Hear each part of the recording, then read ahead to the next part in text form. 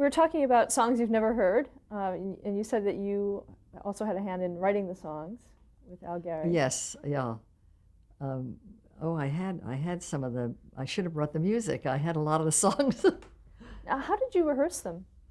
We rehearsed. There was a regular studio, and we would. We had the studio for like an hour or 2 hours before we went on. I don't know. There were. They didn't have that many studios at the time, but maybe. I don't know, a couple or two or three, but I know that we had the studio for a decent length of time, and Billy and I would rehearse the numbers. Billy Martin and I would go over the songs, or I had a piano at my apartment also because I had written a couple of commercials and prematurely bought a piano thinking that they were going to be a smash. One of them was ice cream, you scream, we all scream for Meadow Gold ice cream, a real dream. And it went on the air, and it was a big success until they called me. Shapiro Bernstein called me and said, take that thing off the air or you're going to be sued because we have a song, Ice Cream. You scream, we all scream for ice cream, which is a famous song. Only that's a PD song, Ice Cream, you scream, we all scream for ice cream. So there's a company that's, let's see, there's ASCAP and there's the other one, BO, do you know what BMI, BT, one of those things with initials. And they said after they had taken the thing off and I had lost my piano, I mean, I had to pay for the piano because I was going to make so much money that the piano was paid for, but they took the commercial off and I didn't get to have, but so Billy Martin would come up and we'd rehearse with my piano, Where were the studios located? The studio? Yeah, where was it located? WOR, my God, I know we're NBC and CBS, but WOR, I think the studio was right in there. It was on the east side, I know. And God knows I went there all the time. In Madison. I really couldn't give you the exact address of where WOR TV was, but this is the real story, so it's the absolute. Did you have a lot of viewers? Were you recognized on the street from this? Would I recognize? Were you recognized on the street from my show? Mm-hmm. Yeah, not as much as I was recognized years later on all the other things, but there were people that came up to me. It was a local. See, WOR TV was not national. I mean, WOR TV was all of Manhattan and around that area, but many people came up to me and said, "You're the girl on songs you've never." I have a song. I can my sister writes songs. Can she send something in to you? I'd say send them in. I'd love to have them. So I got a lot of material. Hey, before we go to the next show, I just wanted to know, when was the first time you saw television? The first time that I ever saw television, my God, I lived at the Raleigh Hotel in New York on 72nd Street, and there was a woman, a widow in the building, and she had a television set, and that was a big thing in that apartment building. There were a lot of seniors. My mother had come, and she was living with me at the Raleigh, and we went in, and I think the first show that I ever really saw was the Milton Berle show. And, it was like the biggest night of your life. I mean, she crowded like 12 of us into the apartment to watch the Milton Berle show. And I never, at that point, thought I'd be doing the gay 90s in a studio right near there. I used to go over to the Milton Berle show a lot and sit in the, back of the audience, because he didn't mind if people that were working at the studio, Milton liked an audience. So it was fine with him, and it was a lot of fun. What kind of things did you see? Yeah. Well, I saw him, with outrageous outfits on. I mean, absolutely hilarious, outfits. I saw him doing pratfalls that I thought he'd get killed. I thought, how can he fall down and do that and get up and still be in one piece, And they did. And that was in the days of hitting you in the face with the powder puff. He'd yell, "Makeup," and they'd rush in and hit him in the face with the powder, and I think, my God, I'd be coughing. I wouldn't be able to open my eyes. I mean, but they just did everything. It was very, very it was a funny show, and it was the talk of the, at that time. The actors in those days in radio, there was the third floor at NBC, and everybody said, "I'll meet you on the third floor," and everyone sat with their hand full of nickels and dimes, waiting to use the telephone to call, their service. They had radio registry, and you were listed at radio, and you called to find out if you'd gotten a call. Did you have a job? But you were there ready for an audition. In other words, most of the time we didn't stay home to wait for the phone to ring. We went down to the third floor at NBC, and also you hit everybody that came out, any director that you knew. You'd say, "Listen, what's happening in your show next week?" Road of Life, all those different things. I worked on many, many soaps, and I can remember some Western show I worked on where I remember my first time I ever blew a line, and I said, "The boys from the Lazy Anchorage," and I just froze, and then I tried it again, and it came out the same way. And this is radio, right? Yeah, the boys from Lazy Anchorage, the boys from Lazy Ranch Ranch. You couldn't say Lazy H Ranch.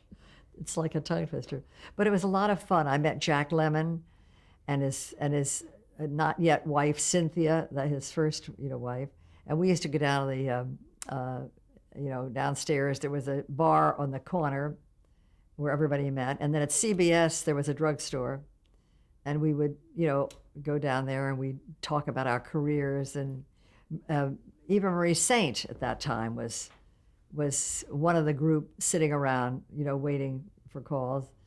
And the Goldberg show was very big at that time, and so people were trying to do that one, and so everybody was working, and we all had our money, to make the phone calls to keep calling home. What did other actors think about television? What did other actors think about television, particularly stage actors? Of course, it was very exciting, when television started, and everybody naturally wanted to break into television, especially the people that had been in the theater. And, most of us, I'm trying to think of whether I did my summer stock before, because I did work in summer stock at the Sayville Playhouse. And I don't know whether it was around that time or after that time that I worked in the big show, A Cradle Will Rock, with Shirley Booth and Will Geer and Alfred Drake. It's a funny story about getting into that show. Will Geer, he's rather famous. I had met Will Geer, and Will wanted me to come to a rehearsal of The Cradle Will Rock with him. He said, "Hazel, I want you to come to the rehearsal. I think it would be good for you because I think you should be doing some theater. You're doing radio and you're doing TV, but you're not doing any theater, and I think you should be doing theater." So I said, "Sure, I'll go with you." So he sat me 3/4 of the way back in the theater, and they started the rehearsal. And Leonard Bernstein and Carl Blitzstein, who was the author of the show, and Leonard Bernstein was the musical director, were at the back of the house. And they started the audition, and on the stage there were bleachers, where the performers sat in the bleachers. And they would come down from the bleachers to do their part. That included, Mrs. Mister, that was Shirley Booth, and Mr. Mister, who was Will Geer, and then the other people that had small parts that would say their lines from the bleachers or come down. And I was I wasn't in the show yet. But anyway, so I went to the rehearsal, and one of the girls got up for her part, and Carl Blitzstein said, "I can't hear you." And Leonard Bernstein said, "I can't hear a word you're saying. Would you please say that line again?" And she said it again, and Leonard Bernstein said, "I can't hear a word you're saying. Can you say the line again?" And she said again. He said, "Okay." And he pointed to another girl in the bleachers. He said, "Come down front. I want you to say that line." She came down front, and he couldn't hear her. And he couldn't he says, "You're not enunciating. I can't hear you in the back of the house. People are paying the same in the back of the house as in the front of the house. You have to be heard. This is not, television, it's not radio. You've got to be heard by everyone in the house. So he said, I can't hear her. So Will Geer came down to the footlights and he said, Carl, Leonard, there's a girl in the back of the house, Hazel Shermet. Now ask her to say the line and you come up on stage and see if you can hear her. So Leonard went back to the stage and I said the line from the back of the house. And he said, I hear you perfectly. Now you get up on the stage and I'm going to the back of the house and let me hear you from there. And I thought, what am I doing this for? I'm not in the show. And they're going to hate me, those kids in the show. And I went on stage and I said it. And Carl and Leonard said, you've got the part. You're going to be in the show. We want you in the show. We're signing you this afternoon. We'll see to it that she signs, And I was completely stunned. I mean, it was really a thrill to be in the show. And from then on, I spent every night asking Shirley how she felt, because I understudied Shirley Booth, and I learned all her lines, and I kept thinking maybe one day she'll get a cold, And when it came time for her to leave the show to do another show, they hired Vivian Vance, and I was horrified. I was in the show, I knew every line in the show, and they didn't hire me. And Leonard said, Hazel, look in the mirror. You're just a kid, you're in your 20s, and look at you, you're thin, you've got dark hair, you're slim. Mrs. Mister is she's a chunky, matronly, middle-aged, Midwestern woman. You don't look like that. You can do it, honey, but you don't look it. Vivian Vance looks like Shirley, a lot like Shirley. She can do it. You can't do that part. That's not for you, on stage. You could maybe do it on radio, So I learned my first lesson about how it works in the theater, and it was true. But did you get to know Vivian Vance? Oh, Shirley was wonderful with me. And of course, years later. Oh, this is Shirley Booth, right? I mean, she had been on Duffy's Tavern, and years later, I played she was the first Miss Duffy, and I was the last Miss Duffy. So Ed Gardner paid me the greatest compliment once. He said, I got it right in the beginning, and I got it right in the end, which was a really thrill for me, because he did not pay compliments easily, Did you get to know Vivian Vance? Vivian really thought it was funny, because every time she walked in, I'd ask her how she felt, And years later, I think I had done, I don't know, Facts of Life or That Girl or something, and she was doing Lucy out on the, on the lot with the KTLA or someplace like that. They were doing, wherever it was, I was on the studio working the same day, and I bump into Vivian Vance, and she says, my God, you're going to ask me how I feel. She said, you're going to ask me if I have a cold. And we both laughed, and she hugged me. She said, it's so good to see you. And when I see you on television, I get such a kick out of you, because you were so funny. She says, you were so typical. You were so anxious to be the star of that show too soon. And it was true, but it was really, she was wonderful, dear and sweet. Another show that you worked on was the Maury Amsterdam show. The Maury Amsterdam. He was one of my favorite people to ever work with. Maury and I did Lady Clippingham and Lord Cloppingham. We did a very British thing, you see, and the two of us, and it was hysterical. And Art Carney was the butler, And one time we did a thing where he thought he'd seen me, his wife, Lady Clippingham, with another man or something, and he says I was shocked, stunned, and he says, in fact, and he fell to the floor, and in the middle of the show, there's the star lying on the floor, and of course the studio audience went crazy. We all got hysterical. I mean, it was a terribly, terribly funny, show, but we did a lot of radio. And then the Golden Goose Cafe on television. And I played different parts. I wasn't on it, every week, but I was on it quite a bit. Can you describe the format of the show? Well, it was sketches, different sketches. But on the television show, Maury first he did monologues, and he played his famous bass fiddle. That's what he was originally. His mother made him take lessons, and he loved to play the bass. So he would tell all these jokes as he did his monologue, as he played the fiddle, and then he'd hit a bad note, which would get a bigger laugh, and then we would do sketches or scenes, funny comedy bits that the writers would do. It was a wonderful show. I spoke to Kay Amsterdam recently, and she said, I asked her if I know that everything that he did is in the archives at UCLA, but Kay said, but try and find them. She says, Maury never could find anything. She said, he never kept a scrapbook, and she said everything was in paper bags. And I do the same thing. When you're working, you just think, well, I'm always going to work, and I'll get around to it later. And now they're torn and they're faded and they're clippings in paper bags, old clippings, pictures that I keep saying, one of these days I'm going to get organized and get it done. What was Maury Amsterdam like to work with? The dearest, nicest, sweetest. If you were funny, you got 100% of appreciation from him. I mean, he loved me, I have to say. I mean, I adored him. I mean, when I say love, I mean in a friendship, strictly.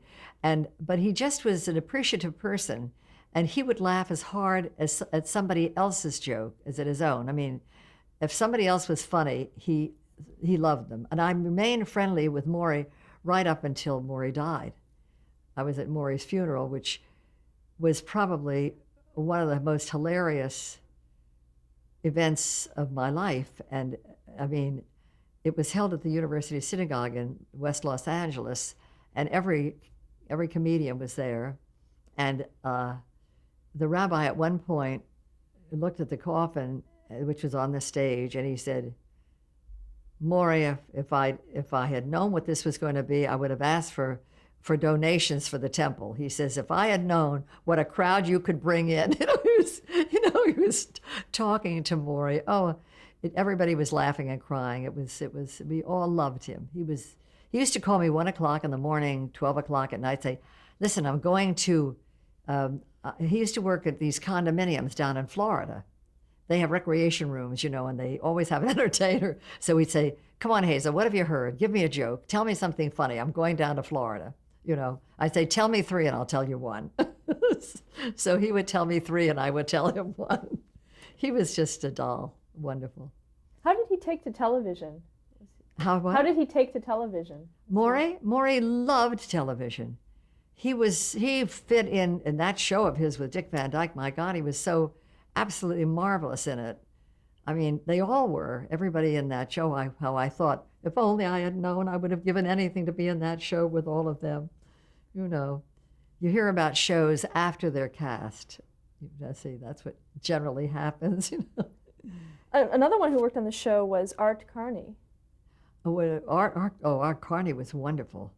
It's very funny. When Art Carney was out here doing a show, and Larry was very funny, he always says to me, oh, you're going to go backstage. I know you're going to run back. Art's not going to remember you. You haven't seen him in years. I said, oh, no, And I went back, and of course, Art was so glad to see me. Absolutely wonderful.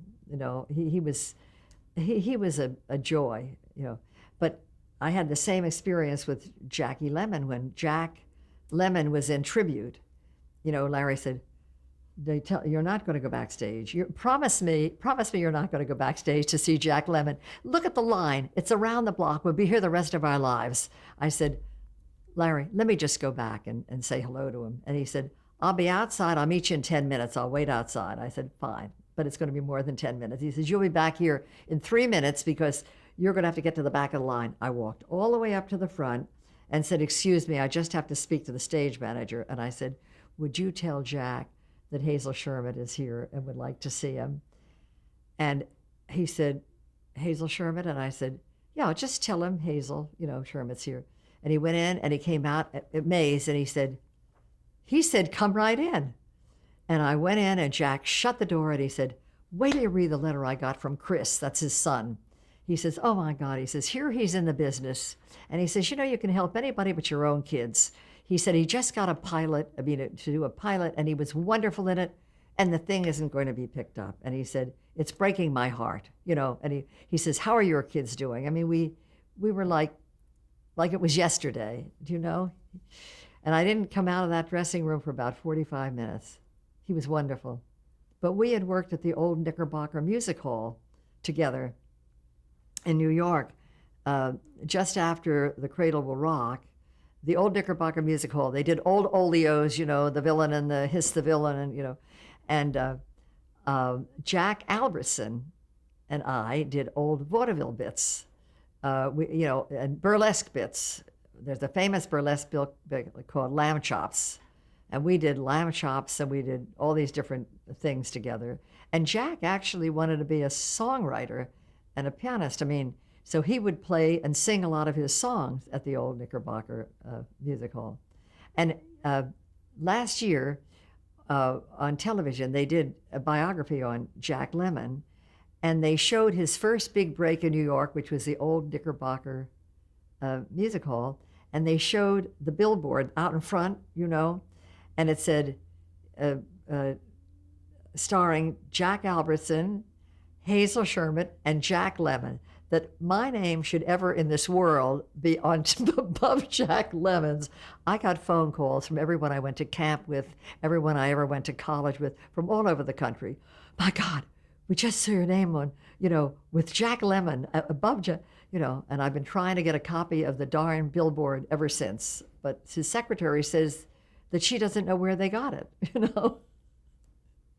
Well, let's go back to the Maury Amsterdam show. Yes. We were talking about Art Carney. Yes. How was he to work with at that time? What was his role on the show? Well, he played all these different characters. You see, the sketches, we would do the British thing, we do all kinds of different sketches, and Art was always the foil for Maury.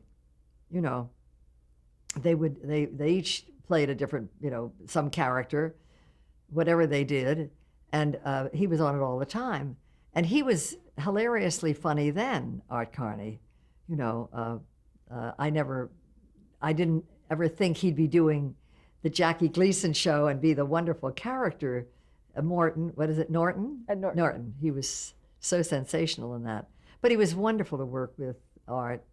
Also, it was just the only person that was difficult, and she wasn't that difficult, was Jackie Suzanne, who Irving Mansfield and Jackie Suzanne lived next door in New York to Maury and Kay Amsterdam. And so the idea, I think, for the Maury Amsterdam show, I think either came from Maury or for Irving, and Irving became the producer of the show, and Jackie Suzanne, who was right in there, said, I'm going to be on that show. If you're doing a show, I'm on it. So Jackie was a regular, I'm trying to think of what she played, a cigarette girl or something on the show, and she was on the show, and she was okay. I mean, I was very friendly with Irving and, and very close to Maury and Kay and Art and all that. Jackie, I knew her and we always talked, but she was not like the others. Do you remember any of the writers on the show? Isn't that terrible? In those days, I was not married to a writer, and I didn't have the same realization of the talent of the writers that I have today. Now I know that without the writers, there is no show, Just like with Ernie Lehman. Ernie said, you never say hello, hello to me when you say hello, but you don't realize that we work together. I said, Ernie, I didn't know you in New York. I mean, I really didn't. I said, I didn't know you were Ernie Lehman. I said, my God, that you should come to me and say, you don't say hello is like, the Lord coming down and speaking to me, because I'm so impressed with Ernie Lehman and he's so wonderful. But he's just a doll and just as sweet, and he remembers me so well on all the shows on, for Robert Q. Lewis. Robert Q. Lewis wasn't all that adorable. He was not necessarily easy to work with, but the other people, on the show were. And there was a wonderful secretary, what's her name? Penny Singleton. I still see her out here, and she worked on a lot of the shows in those days, a secretary. So I'd see her on one show and the other, but she did do the Robert Q. Lewis show all the time. Another show that you appeared on was the Fred Allen Show, the Colgate Comedy Hour. Was that? Oh, the Fred Allen Show was one of the biggest thrills of my life. That was a TV show. I was also on the radio show. I did various characters when they called me in. But this was a big special, and it was called Broken Dune. It was a takeoff on Brigadoon, and Ella Logan played the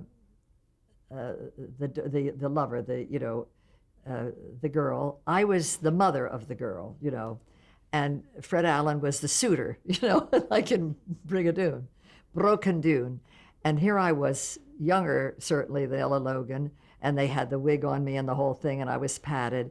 And Fred Allen came out, and has a live cow. Now this is live TV in the theater, and he's on the stage, and he brings out this live cow, and all of a sudden the cow, who's an animal, does his business, flop right on the stage, and of course everybody, and Fred Allen says, "Ye dropped your bray," to the cow, which was stop the show. I mean, you never heard such screaming in the theater, and it was really very funny. And Ella Logan and I could hardly go on. I mean, he was so fast to me. He picked it up with his, "You dropped your beret," to the cow.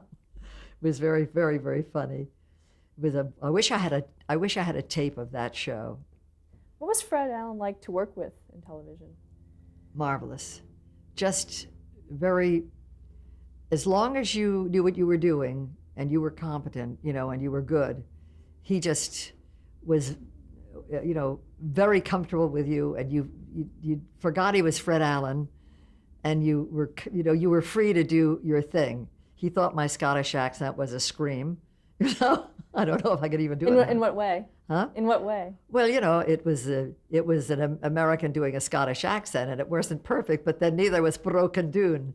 But I had a pretty good one. He says, it's pretty darn good for somebody who had never been to Scotland. And Ella Logan was darling. So it was, those were kinescopes.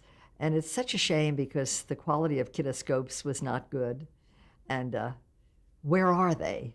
I want the kinescopes of everything I did. I have nothing from the gay 90s, nothing from my own show, nothing from, the Fred Allen show, or, any of the other things that Kyle MacDonald I'd love to have. Somebody must have do you know where they are? You don't know. If you find out, will you let me know? Absolutely. Well, let's stop here to change the tape. Okay.